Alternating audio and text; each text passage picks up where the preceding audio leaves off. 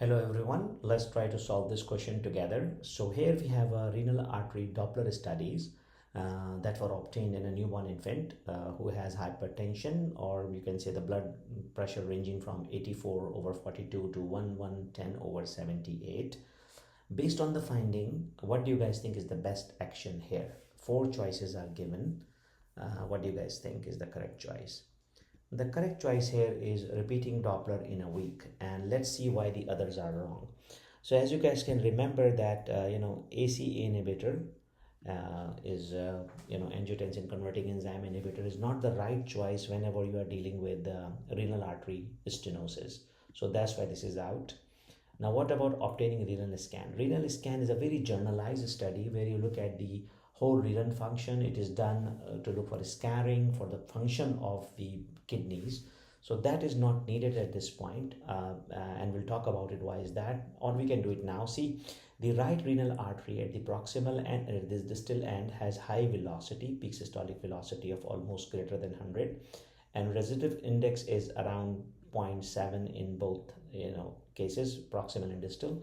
As compared to left renal artery, you see the peak systolic velocity is lower here, 85 at the proximal end and 59 at the distal end, with a reasonable residual index at the distal and slightly elevated the residual index on the proximal end.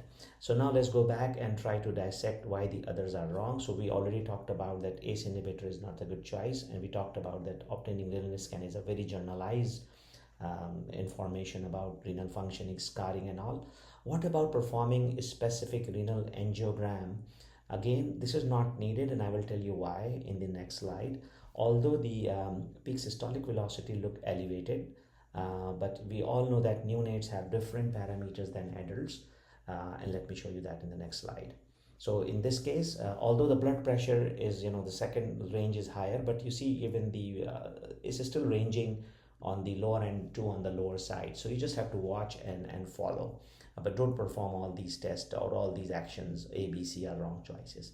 So now let's talk about what is the normal range. So the point which I want to address is that, remember adults have lower peak systolic velocities and neonates have high. So you see the range from 60 to 130. And in this infant, the max was 122 at the proximal right renal artery. So another thing to remember is that, this 180 is usually the literature used as a cutoff. And one point about peak systolic velocity and resistive index is that one detects the speed and the other detects the resistance to the flow. And just imagine or just remember that with time, of course, the PSV goes down and resistive index also goes down.